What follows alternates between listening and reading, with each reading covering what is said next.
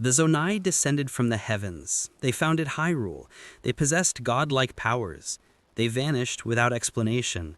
And despite Tears of the Kingdom selling over 21 million copies and generating countless hours of exploration across sky, surface, and depths, players still don't know why. Nintendo crafted the most detailed Zelda game ever made, filled the world with ancient ruins and fragmented memories, introduced an entirely new civilization central to Hyrule's creation, and deliberately left the most important questions unanswered. This isn't accidental storytelling. This is intentional mystery, woven so deeply into the game's fabric that even its creators refuse to clarify what actually happened. Welcome to the most frustratingly brilliant lore puzzle Nintendo has ever constructed. Start with the Zonai themselves. Tears of the Kingdom reveals them as an ancient tribe who came from the sky, described by multiple characters as descendants of gods. According to Mineru in the game's memories, the Zonai descended to the surface long ago bearing treasures from the gods, secret stones capable of amplifying the abilities of those who possessed them. King Rauru, a Zonai, married the Hylian priestess Sonia, and together they founded the Kingdom of Hyrule. This much the game states explicitly, but here's what it doesn't explain. Where did the other Zonai go? Players encounter exactly 2 Zonai throughout the entire game's past sections, Rauru and his sister Mineru. That's it. No explanation for their civilization's disappearance, no mention of what happened to their people. The game shows their advanced technology, constructs, devices that manipulate time and matter, floating architecture across the Sky Islands. These weren't the achievements of 2 individuals. This was infrastructure built by an entire civilization. Yet by the time Rauru and Mineru descend to establish Hyrule, they're apparently the last of their kind. The Masterworks art book, released in Japan, theorizes that the Zonai ruins found on the surface in Breath of the Wild may have been created by other groups in honor or worship of the Zonai, rather than by the Zonai themselves. This raises more questions than it answers. If Hylians built surface ruins honoring the Zonai, that suggests extended contact between the civilizations, but the game never depicts this interaction beyond Rauru and Sonia's relationship. The vagueness extends to their origins. Zelda states during her research that many history books tell about the Zonai, but none gives the full picture, noting that much is still unknown about them. The official Zelda encyclopedia acknowledges the Zonai as descendants of the gods who came from the sky, but provides no detail about which gods or why they descended. Ganondorf mockingly tells Rauru during their first meeting that when the Zonai ancestors first descended upon the lands long ago, they must have seemed to be gods. That phrasing, must have seemed to be, introduces doubt. Were the Zonai actually divine, or did technologically superior beings get mistaken for deities by less advanced civilizations? The game never clarifies. Director Hidemaru Fujibayashi stated in a Famitsu interview that if speaking purely about possibilities, even if there is a story about the founding of Hyrule, there is a possibility that there is a history where Hyrule was destroyed once before that. This cryptic statement suggests layered histories and multiple foundings, but offers no confirmation. The secret stones amplify this mystery. According to the Masterworks, these tear-shaped artifacts were created by the Golden Goddesses during the Origin Era's creation of heaven and earth, then later entrusted to the Zonai tribe for protection during the Godly Era's Zonai origin period. The stones amplify the inherent powers of their possessors. Rauru's Secret Stone of Light enhanced his ability to seal evil. Sonia's Secret Stone of Time amplified her temporal manipulation. When Ganondorf stole Sonia's stone after murdering her, he transformed into the Demon King, his power multiplied exponentially. But here's the critical question the game never addresses. What is the relationship between Secret Stones and the Triforce? The Triforce is conspicuously absent from Tears of the Kingdom. It appeared briefly in Breath of the Wild when Zelda used her sealing power against Calamity Ganon, manifesting on her hand as golden light. In Tears of the Kingdom, it's gone entirely. No mentions in dialogue, no appearances in memories. The Hylian crest still features the Triforce symbol, visible on banners and architecture throughout Hyrule, but the artifact itself never factors into the story. The Secret Stones occupy the narrative space the Triforce traditionally fills, powerful artifacts that grant immense abilities, carefully protected, catastrophically dangerous in the wrong hands. Ganondorf transforms into a dragon by swallowing his Secret Stone, just as he once transformed using the Triforce of Power in previous games. The functional parallel is undeniable, yet the game offers zero explanation for how these two legendary artifact sets coexist in Zelda's cosmology. Fan theories abound. Some speculate that secret stones are fragments of a shattered Triforce, broken apart by the Zonai to keep it safe. Others suggest the Triforce no longer exists in this era because Zelda used it at the end of Breath of the Wild, causing it to disappear after granting her wish to seal Ganon. A particularly intriguing theory proposes that the three elemental dragons, Dinrao, Farosh, and Nidra, are actually the golden goddesses or their oracles who transformed themselves into dragons while holding pieces of the Triforce, hiding the sacred relics within their immortal forms. Reddit user The MathNut discovered that about halfway down each dragon's back, there's a small triangle marking reminiscent of the Triforce pieces. These are all community theories, not canonical explanations. Nintendo has confirmed none of them. The timeline placement mystery compounds everything else. Series producer Eiji Onuma stated in a Famitsu interview that Breath of the Wild takes place at the very end of the timeline, but when asked which of the three timeline branches it concludes, he deflected. That's up to the player's imagination. Onuma explained that Hyrule's history changes with time, and when thinking about the next game and what to do with it, sometimes placements fit neatly into the timeline, but sometimes they have to change things, admitting that the decided history has been tweaked many times. In September 2024, Nintendo Live Sydney revealed an updated official timeline, showing both Breath of the Wild and Tears of the Kingdom completely separated from all previous games, existing on their own branch with no connection to the three established timelines that split after Ocarina of Time. This creates paradoxes. If Rauru and Sonia's founding of Hyrule occurs after Skyward Sword, but before the Minish Cap, as some interpretations suggest, then theoretically Ganondorf should be sealed beneath Hyrule Castle throughout the entire timeline, meaning he couldn't appear in Ocarina of Time, Twilight Princess, Wind Waker, or any other game where he manifests. Yet those games clearly happened. The Tunic of the Winds and Tunic of the Hero, equipment from previous links across different timelines, appear in Tears of the Kingdom's depths, suggesting those heroes existed and left traces. But if Ganondorf has been sealed since Hyrule's founding, when did those heroes fight him? Director Fujibayashi addressed this obliquely in a Game Informer interview about the timeline, suggesting that rather than trying to connect everything chronologically, players should think about possibilities. He implied that just as Zelda exists simultaneously as both the Light Dragon and as a person through time manipulation, multiple versions of Link, Ganon, and even Hyrule itself can coexist. This non-answer preserves mystery while avoiding contradiction, a technique Nintendo employs throughout the game's lore. Consider the Imprisoning War itself. The game shows fragmented memories of Ganondorf leading Gerudo forces to Hyrule Castle, falsely swearing fealty to Rauru, then betraying everyone by murdering Sonia and stealing her secret stone. He sends a Phantom Zelda to activate a forbidden construct that rampages through Hyrule. He seizes the castle and conjures monster armies. Rauru ultimately sacrifices himself to seal Ganondorf in the depths beneath the castle.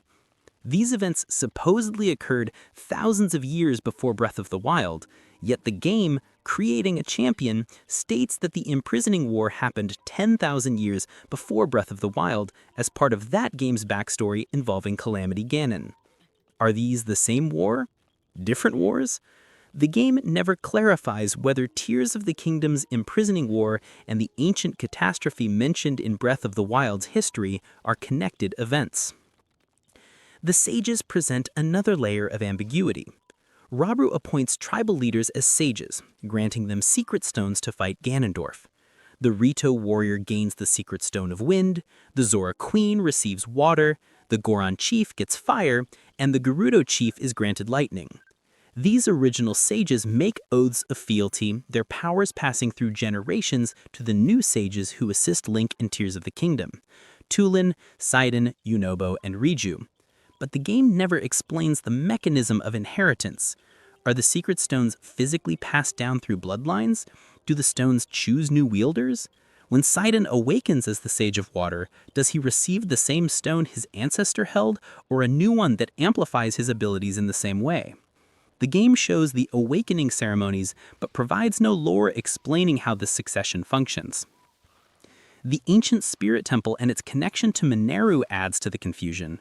Mineru, the Sage of Spirit, constructs a mechanical body and uploads her consciousness into it, allowing her spirit to survive millennia sealed in the Puripad until Link awakens her. This represents technology far beyond anything else depicted in Hyrule's history.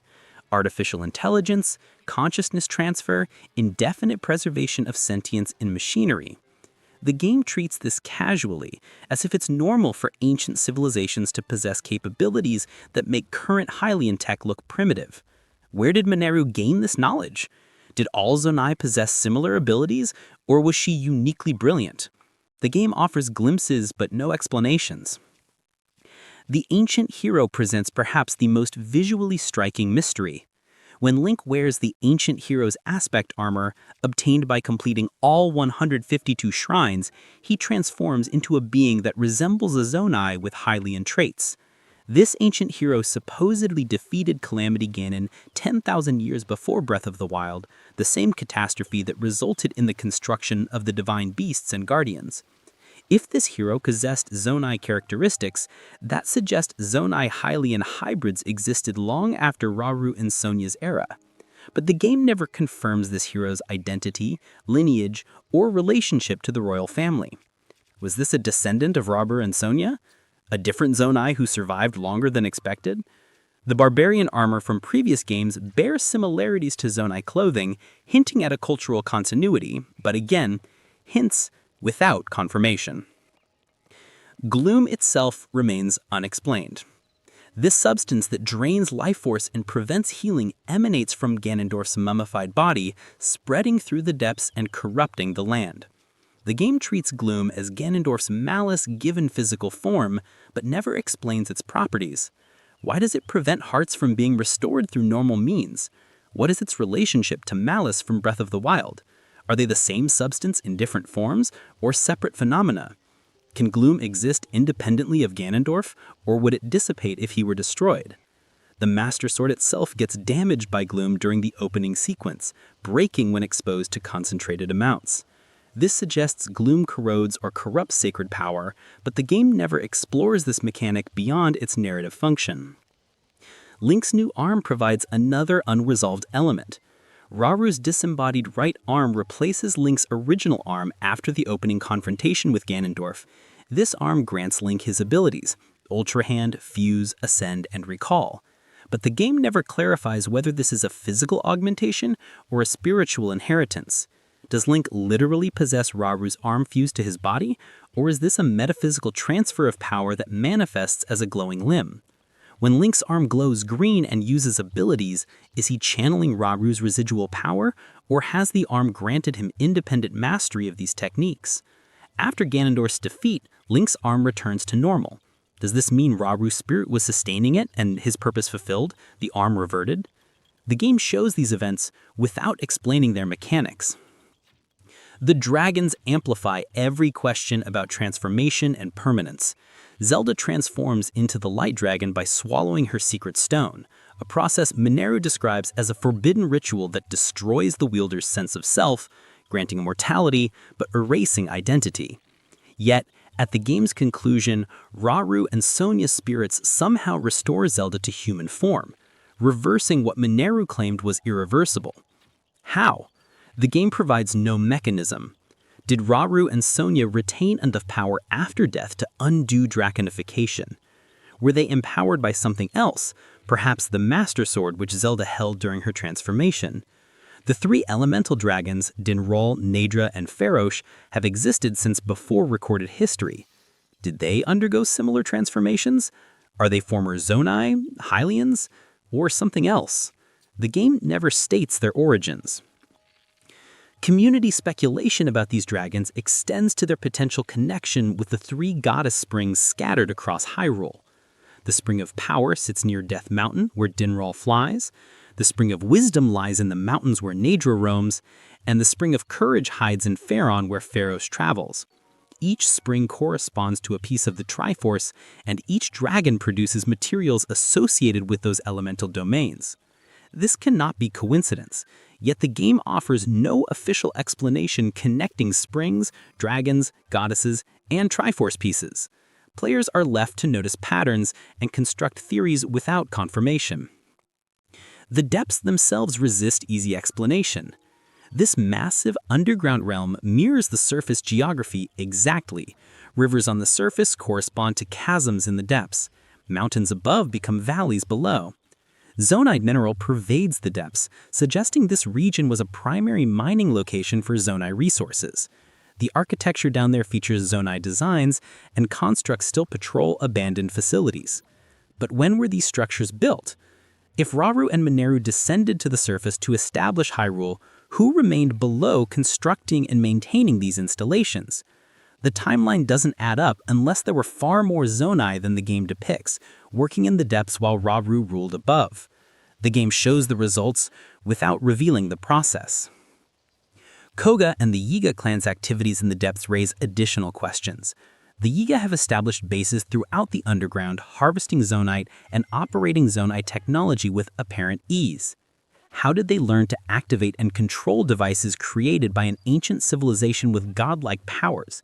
The Shikai tribe possessed advanced technology in Breath of the Wild, guardians, divine beasts, shrines, but that technology got disabled after Calamity Ganon's defeat, with most Shikai tech mysteriously vanishing before Tears of the Kingdom begins.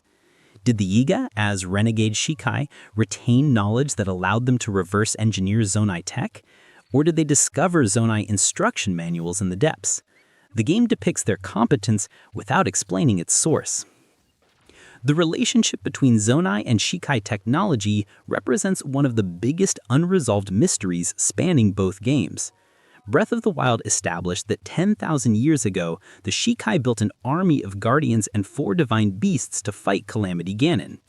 These machines featured advanced AI, energy weapons, time manipulation or stasis, matter manipulation or cryonis, and localized weather control.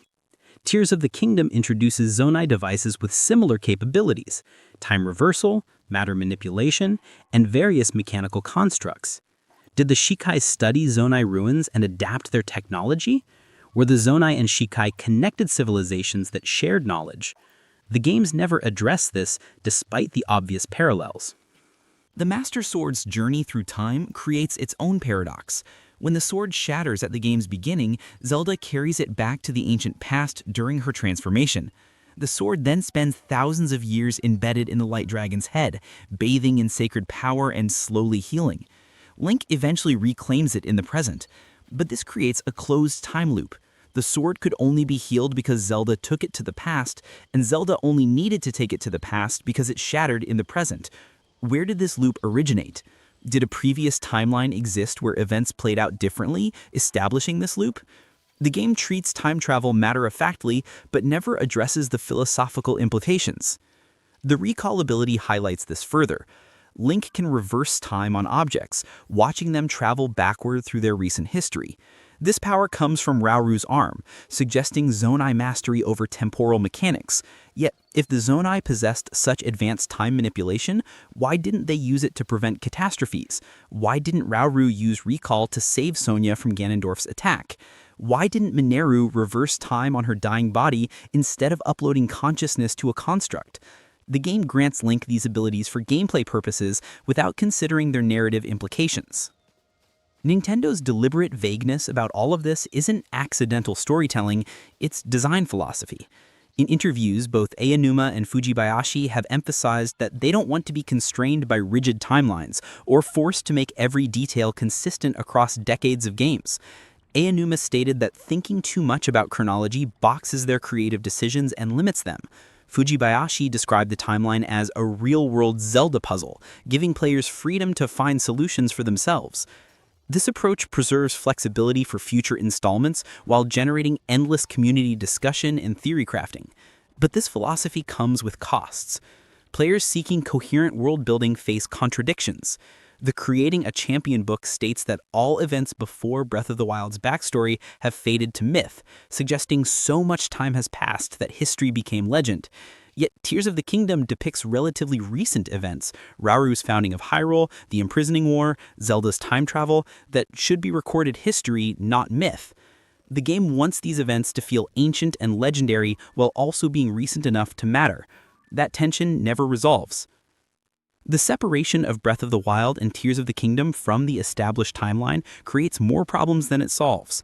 If these games exist on their own branch, does that mean the events of Ocarina of Time, Twilight Princess, Wind Waker, and all other titles never happened in this version of Hyrule? Then why do ruins and armor from those eras appear in the depths? Why do place names like Lom-Mom Ranch persist? Why does Ganondorf's characterization match his appearances from previous timeline branches? The standalone timeline placement was meant to grant creative freedom, but it raises questions about what is and isn't canon in this universe.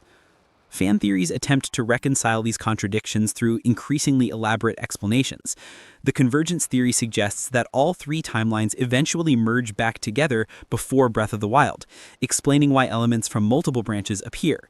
The refounding theory proposes that Hyrule has been destroyed and rebuilt multiple times across eons, with Rauru and Sonia's kingdom being one of several foundings. The parallel dimension theory argues that Tears of the Kingdom's past exists in an alternate reality rather than the linear past of the present timeline. These theories are creative and well-reasoned, but they're theories, not confirmations. Nintendo hasn't validated any of them. The mystery serves a purpose. By leaving questions unanswered, Nintendo ensures that Tears of the Kingdom remains discussable long after release. Communities continue analyzing every environmental detail, every throwaway line of dialogue, every architectural similarity between Zonai and Sheikah structures. YouTube channels generate endless content speculating about timeline placements and civilization connections. Reddit threads debate whether the ancient hero was part Zonai or wore ritual armor. This ongoing engagement extends the game's cultural lifespan far beyond what full explanations would achieve. But there's a difference between intentional ambiguity that enriches interpretation and vagueness that frustrates comprehension. Tears of the Kingdom often crosses that line. When every major lore question, where did the Zonai go, what's the relationship between Secret Stones and Triforce, when does the Imprisoning War occur relative to other games, how did Zelda transform back from dragon form, receives non-answers or gets ignored entirely, the mystery stops feeling clever and starts feeling evasive. It's the narrative equivalent of a magician refusing to reveal how the trick works, except the audience paid $70 for the show. The game's final scenes exemplify this frustration. After defeating Ganondorf and destroying his dragon form, Link falls through the sky holding Zelda's hand as she returns to human form. Rauru and Sonia appear as spirits, their hands clasped around Zelda's, light emanating from their combined touch. This presumably represents them using their combined powers, light and time, to reverse the draconization. But how? Minero explicitly stated that swallowing a secret stone causes irreversible transformation, loss of self, immortality without identity. Yet here, Zelda returns perfect and whole, remembering everything, suffering no apparent consequences beyond having lived as a dragon for millennia. The emotional payoff works beautifully, the reunion lands with genuine impact, but narratively it violates rules the game itself established. Maybe that's the point. Maybe Zelda games were never meant to have airtight lore consistency. These are legends, after all, stories told and retold across generations, details shifting with each retelling, facts blurring into mythology. The series title itself acknowledges this, The Legend of Zelda, not the historical account of Zelda, not the verified factual documentation of Zelda, legend.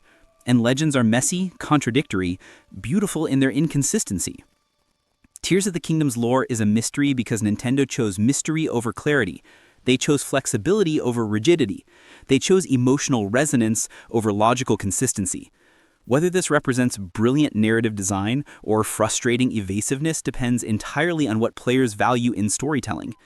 For those who love puzzles with definitive solutions, the game withholds satisfaction.